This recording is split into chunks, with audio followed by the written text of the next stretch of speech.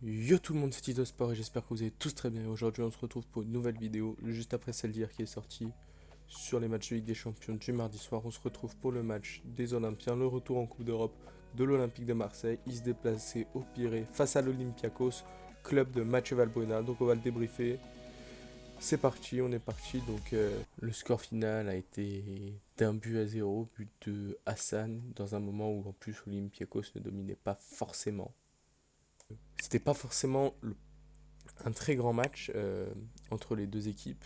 Il n'y avait pas une grande identité, mais les débats se sont déroulés dans un bon esprit. Il y a eu seulement un carton jaune qui est arrivé à la 90e suite à une contestation de Hassan sur une faute au milieu de terrain.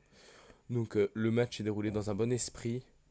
Alors, la première mi-temps a été assez équilibrée. Il y a eu des occasions de chaque côté, mais sans réelle prise importante de domination de la part d'une des deux équipes.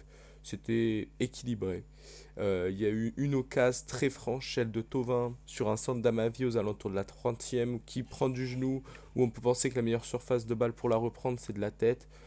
Mais il loupe l'occasion. Et il y a aussi une frappe sur Valbuena qui a fait un très grand match euh, sur une frappe de Mvila, il centre, je crois que c'est une déviation d'une tête marseillaise qui ressort sur la surface, sur le pied d'Mvila.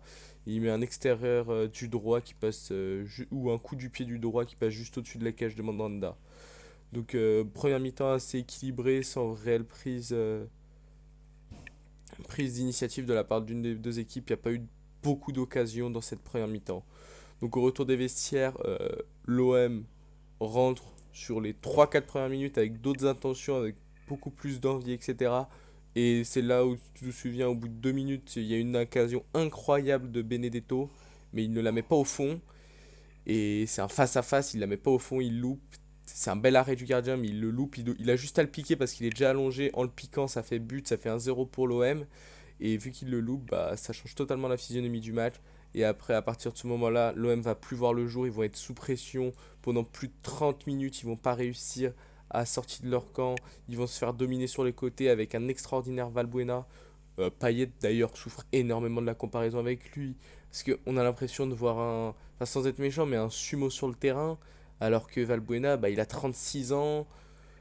C'est incroyable, il donne tout, il est là partout, il fait jouer son équipe, c'est un vrai meneur de jeu, c'est ce que l'OM doit attendre de Payet et c'est ce qu'il ne fait absolument pas. Le pire, c'est que Valbuena, à l'époque, quand il jouait à Marseille, n'avait pas forcément sa place titulaire à chaque match, alors que là, dans ce Marseille-là, Valbuena est titulaire tous les jours. Et c'est ça le problème, ça prouve que l'OM a très fortement régressé, tout comme la Ligue 1. Après, il y a aussi des problèmes au niveau des latéraux. Amavi a fait un plus de beau match, mais Sakai, c'est pas possible. Valbuena, il s'est amusé avec Oleba, c'est le latéral gauche, avec toute la soirée, quoi. Et d'ailleurs, le but de l'Olympiakos vient de là. Sanson, il a été inexistant à la 60e. Villas-Boas, il aurait dû faire des changements bien plus rapides. Il a trop attendu, ce qui a empêché l'OM de sortir de son camp et de se donner un second souffle.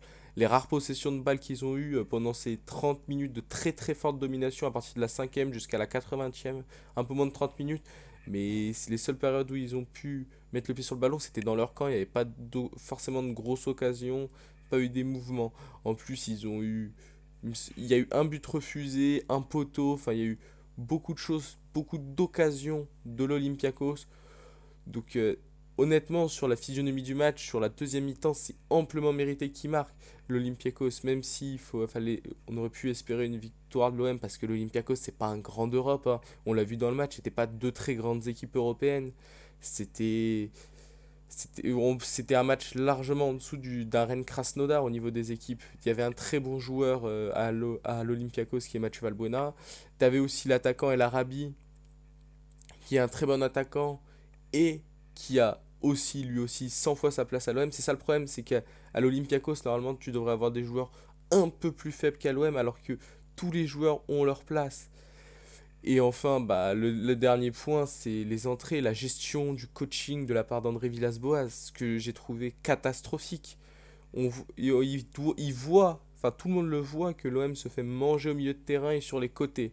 Il y a un manque de percussion en attaque. Les défenseurs de l'Olympiakos n'ont pas peur de se faire prendre en contre-attaque. Donc il aurait dû faire rentrer Cuisance et Enrique et Radonjic bien plus tôt. Comme par hasard, quand ils sont rentrés, bon certes ils se prennent un but après leur rentrée, mais comme par hasard ça a fait reculer un peu le bloc de l'Olympiakos, le bloc grec, et ça a permis de créer d'autres solutions. Cuisance, il doit être 100 fois à la place de Sanson. Sanson, il a été inexistant, inutile. Le seul joueur qu'on peut ressortir parmi le milieu de terrain, c'est Pape Gueye, qui pour son jeune âge a fait un plutôt bon match. Après, on n'attendait rien d'extraordinaire de sa part, mais il a fait un bon match. Euh, Thauvin aura tenté, très peu réussi, mais il aura tenté. Benedetto inexistant, hein. Et Mandanda, bah, toujours très présent dans les grands moments. Donc voilà, hein, les problèmes tactiques que l'OM a rencontrés dans ce match. Il n'y avait pas de projet de jeu, il joue la contre-attaque, mais sans mettre des joueurs de percussion. C'est un très gros problème là-dedans aussi, dans le système de Villas-Boas. Donc on verra sur le prochain match et la réception de Manchester City qui sera très compliquée. Et ils se sont mis dans de très mauvaises positions pour la qualification en Ligue des Champions en huitième et aussi pour la troisième place synonyme de repêchage en Ligue Europa. Donc j'espère que cette vidéo vous aura plu. C'était Tito Sport. Ciao!